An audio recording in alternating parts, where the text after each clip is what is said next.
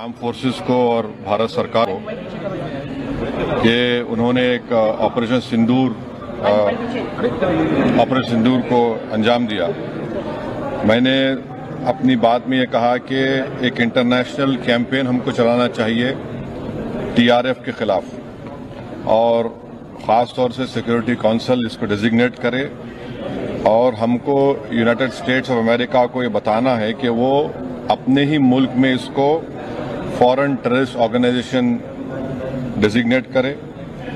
और क्योंकि आप देखेंगे फरवरी 2025 में हाफिज सईद के बेटे हाफिज अब्दुल रऊफ की एक स्पीच है पीओके में, जिसमें उसने कहा कि 2025 तमाम साल हम लोग जिहाद करेंगे। तो ये जिहाद का नाम लेकर ये भारत में गलत नाम लेकर कत्ल करना चाहते हैं, आतंक फैलाना चाहते हैं। तो यूएस को हम रिक्वेस्ट करें, उनको लॉबी करें कि ये टीआरएफ को एक फॉरेन टेररिस्ट ऑर्गेनाइजेशन बनाए, पाकिस्तान को एफएटीएफ के ग्रे लिस्ट में डाला जाए। यूनाइटेड किंगडम से हमने ट्रेड डील किया है, अब क्या क्या बहुत सी चीजें कम हो जाएंगी, टैरिफ कम होगा। तो हम यूके गवर्नमेंट से कहें कि वो भी टीआरएफ को बैन करें और यूके ट्रेजरी पाकिस्तान को सैंक्शन करे।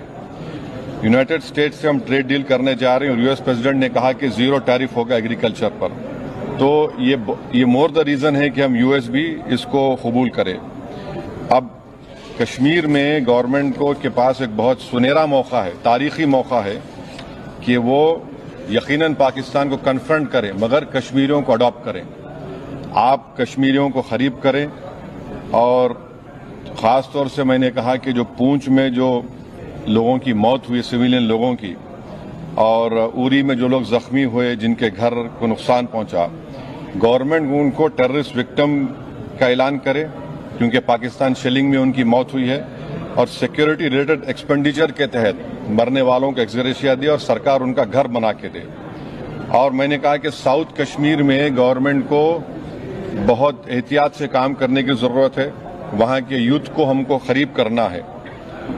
और जो ऑपरेशन सिंदूर हुआ उसका मेरी नजर में सबसे बड़ा इंपॉर्टेंस ये है कि मुरीद के और भावलपुर पर अटैक होना, ये नॉन टेररिस्ट ऑर्गेनाइजेशन के हेडक्वार्टर्स हैं। ये बहुत अहम बात है जिसको हमको समझने की जरूरत है। मिलिट्री स्ट्रेटेजी वाइज आप देखेंगे अब हमारे देश के लिए दो फ्रंट पे हॉस्टिलिटी होगी, एलएसी और एलओसी पर। इसलिए कि जब 16 में उरी हुआ, 2019 में हम बालाकोट किए, आज हमारी 50,000 फौज गलवान और पे बैठी हुई है। तो ये टू फ्रंट हॉस्टिलिटी को हमको देखने की जरूरत है। चाइना से हम इतना एक्सपोर्ट कर रहे हैं, इंपोर्ट से ज्यादा एक्सपोर्ट, चाइना से इतना इंपोर्ट कर रहे हैं, एक्सपोर्ट से ज्यादा हो रहा है। तो हम चाइना पर भी इम्प्रेस करें कि वो पाकिस्तान को, टीआरएफ को, जितने टेररिस्ट वांटेड हैं इंडिया, उसको हवाले करें।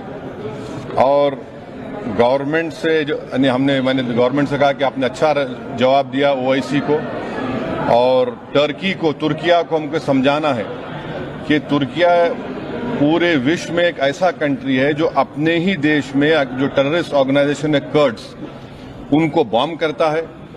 इराक में जब तक उनसे डील नहीं वहां बॉम्ब करता था, अब सीरिया में भी बॉम्ब करता है। तो तुर्किया को समझाने की जरूरत है कि जब आप कर्ड्स के ऊपर जो टेररिस्ट ऑर्गेनाइजेशन है उनको आप एक्शन ले सकते, तो भारत पे क्यों वो सवाल उठा रहे हैं। और हमने कहा कि ये आज पाकिस्तान इसको और एस्केलेट ना करे। इस सिलसिले में आज ईरानियन फॉरेन मिनिस्टर दिल्ली में है, सऊदी फॉरेन मिनिस्टर भी दिल्ली में है। और जो देश में मैंने कहा कि जो एक यूफोरिया है, इसको सरकार को देश को और मुत्तहिद करने के लिए और देश को ताकतवर बनाने के लिए इस्तेमाल करना पड़ेगा। और जो लोग मैंने जिक्र किया, हिमांशी, उस बच्ची का जिसने अपने पति को खोया 6 दिन की शादी के बाद, कि किस तरह सोशल मीडिया पर उसके ऊपर रिकेक हमले किए गए। और आखिर मैंने कहा कि न्यूयॉर्क टाइम्स, रॉयटर्स और सीएनएन ने एक कहा कि भटिंडा में एक रफाल गिरा है। वो सही है गलत है हम नहीं जानते, मगर हमने गवर्नमेंट से कहा कम से कम इंडियन एयरफोर्स को आप कहिए कि उसको डिनाई करे, ताकि हमारे आर्म फोर्सेस का मोराल और उनके रेपुटेशन में कोई कमी ना आए। Thank you.